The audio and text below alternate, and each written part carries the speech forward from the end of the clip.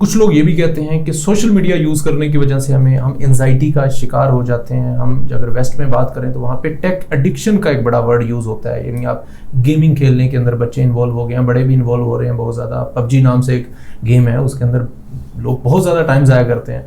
आप एक ऐसी वर्चुअल लाइफ के साथ इतना टच रहते हैं, आप रियल लाइफ में जो है वो आपका कम टाइम स्पेंड होता है, या आप सोशल मीडिया पे होते हैं या आप जो है वो पबजी के ऊपर होते हैं, यानी कि टेक्नोलॉजी से आप लिंक होते हैं, जो कि वर्चुअल दुनिया बेसिकली। तो वो कितना इफेक्ट करती है हमारी एंजाइटी पे? वैसे ही इफेक्ट करती है जैसे हमारी नॉर्मल लाइफ करती है। अच्छा। समझने की बात ये है, हम जब बच्चे थे तो उस वक्त ये गैजेट्स नहीं थे, मोबाइल फोन्स नहीं थे, लैपटॉप्स नहीं थे, इतना ज़्यादा ये सोशल मीडिया नहीं था। तो तब भी हमारे आसपास ज़िंदगी में बहुत सारी ऐसी चीज़ें थी जो कि एंजाइटी को ट्रिगर करती थी। अच्छा। ठीक। और अब चूंकि ये टेक्नोलॉजी आ गई है, हमारी ज़िंदगी का हिस्सा बन गई है, तो हम इसके साथ एडजस्ट करना सीख रहे हैं। जो जिनके बचपन में ये चीज़ें नहीं थी उनको लगता है कि ये तो सारी चीज़ें नुकसानदेह हैं, लेकिन जो बच्चे इस एज में पैदा हुए हैं उनके लिए यही ज़िंदगी है। तो अब बड़े होने की हैसियत से हमें भी ये सीखना है कि ये ज़िंदगी का हिस्सा है। ऐसे ही है। एक मूवी आई थी एवाटार, जिसमें कि ये सारा वर्चुअल वर्ल्ड में चल रहा होता है। ठीक है, वो कहीं लैब में सो रहे होते हैं लोग, तो वो एक्चुअली एक और ज़िंदगी में जी रहे होते हैं। ऐसे ही कुछ उससे मिलती जुलती सी सिचुएशन है। अब हम लोगों की आधी ज़िंदगी ऑनलाइन होती है। ऐसे ही। और ये भी एक रियलिटी है हमारी ज़िंदगी का, हम इसको निकाल के फेंक नहीं सकते। हाँ, हमें इसको मैनेज करना है, हमें इसको मैनेज करना सीखना पड़ेगा। जैसे हमारे 5-10 दोस्त बड़े करीबी हों, कुछ हमारा मजाक उड़ाते थे, कुछ हमें सपोर्ट करते थे, ऐसे ही फेसबुक पे हमारे दोस्त हैं। कुछ हमें इंटरनेट के ऊपर, फेसबुक के ऊपर बुली करते होंगे, कुछ हमारी बात से एग्री करते होंगे, कुछ हमें सपोर्ट करते होंगे। जैसे माजी में जब ये गैजेट्स नहीं थे तो आप बन ठन के जाते होंगे, कुछ लोग आपकी खूब तारीफ करते होंगे, दोस्त अहबाब। इसी तरह से जब आप फेसबुक के ऊपर अपनी कोई नई तस्वीर लगाते हैं, किसी जगह विजिट करते हैं, तो लोग क्लैप करते हैं, कुछ लोग इग्नोर कर देते हैं। तो है तो ये ज़िंदगी ही नॉर्मल ज़िंदगी की एक्सटेंशन है।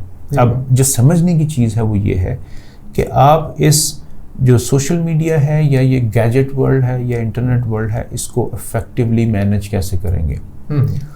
तो वैसे ही एंजाइटी प्रोवोक होगी इन चीज़ों से भी, क्योंकि आप बेसिकली आपका दिमाग इनमें जी रहा होता है।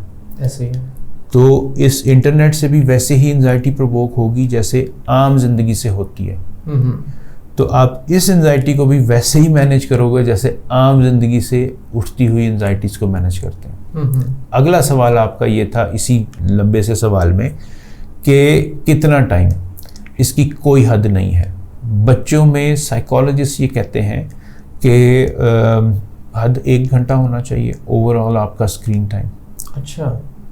लेकिन प्रॉब्लम वहाँ आती है जहाँ पे आपकी ज़िंदगी की जो मेन जिम्मेदारी है ना, वो अफेक्ट होनी शुरू हो जाए। डेफिनेशन ये है इसके हार्मफुल होने की कि जो आपकी ज़िंदगी की मेन रिस्पॉन्सिबिलिटीज़ हैं, जब वो अफेक्ट होना शुरू हो जाए, इसका मतलब है कि ये प्रॉब्लम है।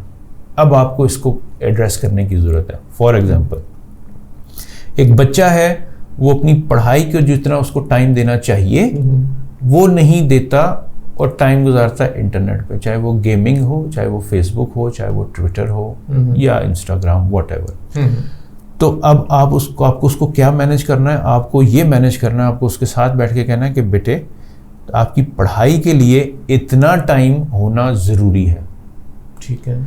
जब तक ये टाइम आप नहीं दोगे, तब तक ये जो बाकी आपकी वर्चुअल वर्ल्ड है वो इतना नहीं होना चाहिए। तो पहले आपको वो जो उसकी ज़िंदगी का ज़रूरी हिस्सा है ना पढ़ाई का, उसका टाइम उसके साथ एग्री करना पड़ेगा कि इतने बजे से इतने बजे तक ये आपकी कमिटमेंट है और ये काम आपने करने हैं पढ़ाई के हवाले से, तो गैजेट मिल सकते हैं। इसी तरह से फिज़िकल एक्टिविटी, हफ्ते के अंदर इतने दिन आपने इतने घंटे एक्चुअल फिज़िकल एक्टिविटी को देने हैं। तो ये जो चीज़ें जो आपकी जिस्मानी और ज़हनी सेहत के लिए ज़रूरी हैं, ये जब आप करते हैं पूरी, तो आप फिर साथ में वर्चुअल वर्ल्ड में जो आपकी प्लेजर है, खुशी मिलती है या लेजर एक्टिविटीज़ हैं, वो आप कर सकते हैं। अच्छा, ये बच्चे की मिसाल हो गई। ठीक है। अब एक शख्स ऑफिस में बैठा हुआ जो उसको काम करना चाहिए, आने लगा था, जो उसको काम करना चाहिए, उसको करने की बजाय अगर वो फेसबुक पे, इंस्टाग्राम पे टाइम गुजारता है, ये प्रॉब्लम है। अब उसको सीखना क्या है कि जो मेरा ऑफिस का जितने घंटे का टाइम है वो मुझे पूरे फोकस के साथ इसको देना है। वो मैं कर लूँगा, बाकी का टाइम अगर मेरी फैमिली का कुछ टाइम बनता है वो मैं दे लूँगा, तो जो बाकी टाइम बचेगा वो मैं जितना मर्जी दूँ फेसबुक को, सोशल मीडिया को। ठीक इसी तरह से घर में एक खातून है जो घर की उसकी रिस्पॉन्सिबिलिटीज़ हैं, अगर वो अफेक्ट हो रही हैं सोशल मीडिया की वजह से, इसका मतलब है ये प्रॉब्लम है। उसको इसको बैलेंस करने की ज़रूरत है, और इस चीज़ का सबसे बड़ा जज इंसान खुद होता है। ठीक है। हम सबको ये पता होता है कि हमारी सोशल मीडिया हैबिट्स की वजह से हमारी जो एक्चुअल जिम्मेदारी हैं वो कितनी इफेक्ट हो रही हैं। आपको जवाब अपने अंदर झांकेंगे मिल जाएगा।